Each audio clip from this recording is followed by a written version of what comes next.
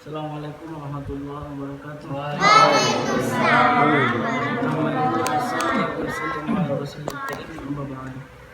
Alhamdulillah tuan-tuan yang mulia, kita akan bermuzakarah. Jadi muzakarah ini adalah pintu kepahaman, pintunya ilmu.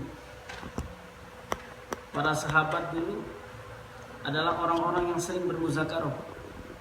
Walaupun tidak ada madrasah, pondok sekolah di zaman sahabat, tetapi dari rumah-rumah para sahabat ini mampu melahirkan daripada hafiz-hafiz Al-Quran, daripada alim-alimah, da'i-da'iyah, karena asbab mereka sering bermuzakarah. Sehingga apa? Ketika suami para sahabat pulang dari masjid ke rumahnya, maka yang ditanya dulu oleh istrinya itu apa? Apa oleh-oleh dari masjid yang dibawa oleh Rasulullah. Kalau sekarang kita beda, berapa uang yang dibawa? Itulah istri-istri para sahabat, sehingga dalam didikan rumah para sahabat ini mampu mengeluarkan daripada pejuang-pejuang agama, orang-orang yang berilmu. Maka inilah yang kita belajar, tiru-tiru daripada kehidupan para sahabat, kehidupan baginda Rasulullah SAW. Boleh Pak, mulai dari usulan apa yang kita akan muzakarahkan.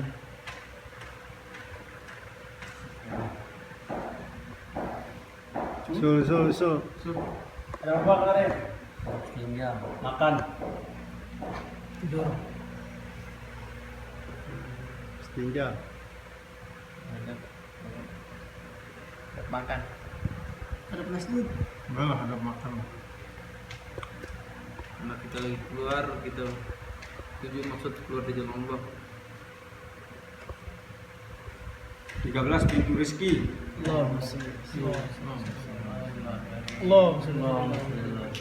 Ya bolehlah. Ada makan.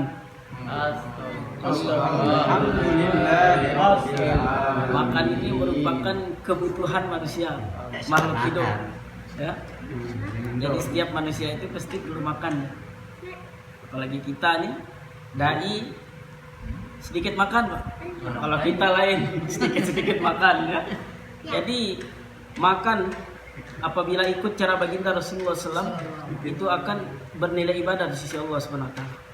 Karena apapun kegiatan yang kita lakukan ikut cara Rasulullah itu akan bernilai ibadah di sisi Allah SWT. Maka perkara makan ini kadang sering kita remehkan ya? Tanpa adab, kadang kita makan sambil berjalan, kadang pakai tangan kiri. Inilah yang kita belajar dari hal-hal yang kecil dulu. Mustahil kita akan dapat menyempurnakan hal yang besar ketika hal yang kecil kita lalaikan. Maka sebelum makan ini perlu Pak kita tahu asal usul makanan itu.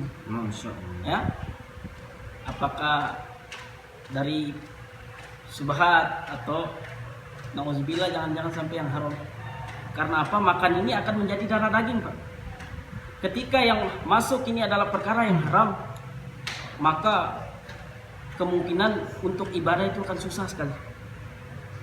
Ada suatu kisah seorang ulama, ibunya ini ketika itu sedang mengidam kerupuk, sehingga ada tetangga ini yang jemur kerupuk di atap rumahnya. Maka ibunya ini kepingin sekali dia, lalu dengan sengaja mengambil daripada kerupuk tersebut sedikit saja, sehingga ditumbuhlah lahir anak tersebut dan sekolah di pondok. Sehingga hadirin Allah Subhanahu wa taala, ketika itu dia ini kesusahan sekali dalam menerapkan daripada ilmu-ilmu daripada yang disampaikan oleh gurunya. Maka ketika itu anak ini bertanya kepada ibunya, "Wahai ibu, ini kenapa saya ini?" katanya. "Kok susah sekali menerima pelajaran, menghafal daripada Al-Quran?" Ternyata setelah dipikir-pikir, ibunya ternyata baru ingat, ternyata ada perkara subhat yang masuk ke dalam tubuhnya. Ini perkara subhat saja bisa seperti itu, Pak. Lalu bagaimana dengan perkara yang haram? Ya, apalagi untuk anak-anak kita, istri kita ini, jangan sampai ada maral itu atau mereatai tikis sama dalam peranat ini. Ini akan merusak daripada amal-amal kita. Maka Allah Subhanahu wa taala, sehingga makan ini pun perintah Allah. Padahal Kulu wasrobu. Makanlah kamu tapi jangan berlebih-lebihan. Ketika kita makan banyak, kemudian kita muntahkan, maka perkara yang kita muntahkan itu akan bersifat haram. Ya, makanlah kamu tapi jangan berlebih-lebihan. Maka Allah Subhanahu wa taala sehingga sebelum kita makan usahakan dalam keadaan suci. Ya, dalam keadaan suci. Tangan kita dari hadas najis, ya. Kemudian setelah kita mencuci tangan dengan doa bismillah, bismillahi khairu minhum, ya. Dengan doa mencuci tangan bismillahi, dan usahakan mencuci tangan itu dalam keadaan air yang mengalir atau dialirkan. Kebanyakan kita pakai kebokan, ya. Maka ini akan untung yang pertama saja, kemudian yang kedua akan kotor dia, maka dia akan bersifat penyakit juga, seperti itu. Maka Allah Subhanahu wa taala, jadi sunnah baginda Rasulullah SAW makan ini secara berjamaah. Kalau yang punya istri dengan anak istri satu mampan itu lebih irit daripada piring-piring juga kan. Kalau lagi keluar seperti ini dengan cara berjamaah, tidak mungkin kan kita bawa piring satu-satu dari rumah, kan repot juga seperti itu. Kemudian disunahkan makan terlebih dahulu dengan 3 jari. Bismillah wa ala barakatillah. Karena apa? Ketika dalam satu butir nasi ini ada satu malaikat yang menjaga. Maka ketika kita tidak membaca doa, maka malaikat itu ketika masuk akan pergi dia. Maka tidak ada keberkahan yang masuk. Seperti itu.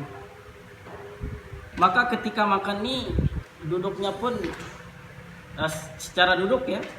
Mungkin kalau yang uzur tidak usah duduk seperti piros atau apa, ya, ijab kabul seperti itu. Kalau yang berhalangan, ya, intinya duduk saja, jangan makan sambil berdiri, karena itu adalah perbuatan orang-orang Yahudi, perbuatan syaitan juga. Kemudian disunahkan ini memuji makanan, Pak.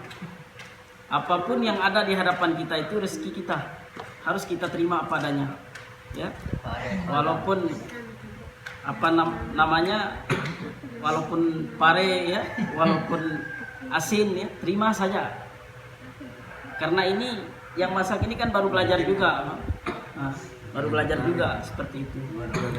Maka ketika kita makan, jangan terlalu ribut, jangan juga terlalu diam, biasa saja, sakaro ngomong-ngomong biasa. Kemudian ketika kita makan ini, maka pandangan itu menghadap ke bawah, ya. Jangan melihat suapan teman, nanti akan masya Allah, ya. Lihat suapan teman. Seperti yang saya dapatkan kemarin, makan itu bawa dengan 6 sifat katanya. Saya heran juga kok makan bisa bawa 6 sifat. Yang pertama iman, yakin bahwa yang memberi makan itu Allah, ya. Itu semua datang dari Allah. Yakin, membawa keyakinan bahwa apapun yang ada di hadapan kita itu datangnya dari Allah. Nampak saja petani mengerjakan, nampak saja daripada orang-orang panen itu yang menyediakan daripada padi, gabah itu, tetapi nampaknya semua dari Allah. Itulah keyakinan. Kemudian sunnah, ya, dengan sunnah baginda Rasulullah SAW. Kemudian dengan membawa sifat sholat, ya. Ya, sifat sholat tadi itu menundukkan, salah satunya menundukkan pandangan, ya, ke dalam daripada nampak. Nanti kalau ada apa namanya, kalau terlalu lihat suapan teman itu nanti kita bisa sakit hati. Ya, jangan tenang. Nah, jangan tahu kita, ya. Maka akan menimbulkan sifat-sifat iri seperti itu. Kemudian makan juga dengan ilmu, Pak. Jangan tolang-tolang itu dihancurkan. Oh, wah, katanya tahu-taunya telengkang. Jangan seperti dengan ilmu juga. Jangan asal-asal makan, ya. Oh, tolang-tolang hancur. Allah, tahu-taunya. Seperti itu. Jangan seperti itu. Ya. Kemudian ketika dengan ilmu senantiasa dengan zikir. Makan juga dalam hati pun berzikir, ingat kepada Allah Subhanahu wa taala. Kemudian makan dengan sifat ikram. Kalau yang enak-enak boleh dikasih temannya. Kalau tidak mungkin tidak ikhlas ya, ya dibagi saja yang enak ditaruh di atas sehingga semua itu bisa sehingga semua bisa kena seperti itu. Kemudian senantiasa kita bawa sifat ikhlas dalam makan. Apapun yang enak, walaupun teman kita enggan mengasih yang enak kepada kita, ikhlas saja, terima saja. Walaupun hati berat, terima saja. Seperti itu. Bawa sifat ikhlas, belajar apa? Kalau perkara yang kecil saja kita tidak ikhlas, lalu bagaimana mengorbankan harta di jalan Allah? Kemudian kita senantiasa dakwah. Dakwah dalam makan pun boleh dakwah. Bahwa yang beri makan Allah, ya, yang memberi kita rezeki dari Allah Subhanahu Wa Taala. Seperti itu. Senantiasa bawa makan dengan 6 sifat. Bolehlah ditambah-tambah kalau ada yang ditahu mungkin selama keluar. Beras sih. Belum makan itu cicipi garam. Masya Allah, luar biasa. Masya Allah. Ya, niat makan agar kuat ibadah. Allah. Kemudian makan senantiasa jangan mencela makanan. Jangan lupa doa makan. Jangan lupa doa selesai makan juga. Insya Allah. Ya. Jangan makanan yang menunggu kita. Sunahnya kita menunggu makanan insya Allah. Allah. Ya kita ikram teman lebih baik. So,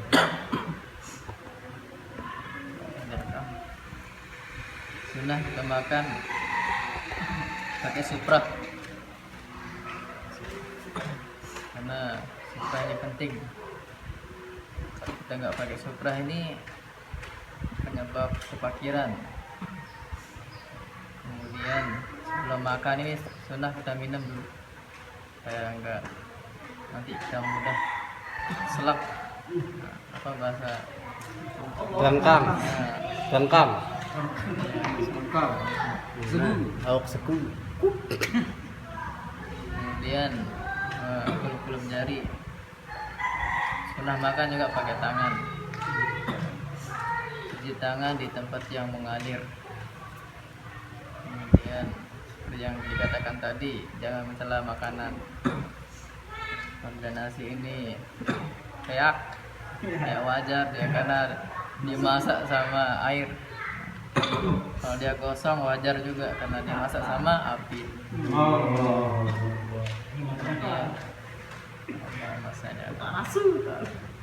Kemudian kalau kita makan ini misalkan pakai peci. Kemudian doa setelah makan ini dua doanya biar kita nggak dihisap. Alhamdulillahillazi huwa asbana wa an'ama alaina wa afdal. Boleh juga alhamdulillahillazi at'amana wa saqana wa ja'alana minal muslimin. Insyaallah sama-sama. Disunahkan selesai makan jalan 10 langkah. Ya, makan secara berjamaah sambil duduk, jangan jalan-jalan, nanti nggak ada bedanya sama angkat kaki. Sunnahnya makan sambil duduk tiros. Allah. Ya Pak, makan itu tidak boleh berebut-rebutan Pak. Kalau makan berebut-rebutan itu makannya anjing. Jadi makan itu saling dorong. Ya, boleh. Ya ketika menambah pun jangan terlalu ribut, nggak enak sempat bertegang. Contoh, nah, seperti biasa saja, subhanallah. Kalau menambah ya. Nah, tapi Nah, merasa bolehlah ketika nikmat. keluar ini belajar mengurangi makan ini, karena dalam suatu riwayat dijelaskan belum akan mencapai derajat wali seseorang itu ketika dia belum mengurangi makanan. Maka penting sekali kita makan ini kita perhatikan ini ya. Alhamdulillah Allah Subhanahu Wa Taala kita telah mensyaratkan adab makan. Sebenarnya masih banyak lagi adab-adab yang belum kita tahu, tetapi karena pengorbanan kita terhadap agama itu belum sempurna, maka mungkin boleh nanti tambah korban 6 bulan tiap tahun Pak. Insya Allah. Di barokah majelis kita tutup dengan doa majelis. Assalamualaikum warahmatullahi wabarakatuh.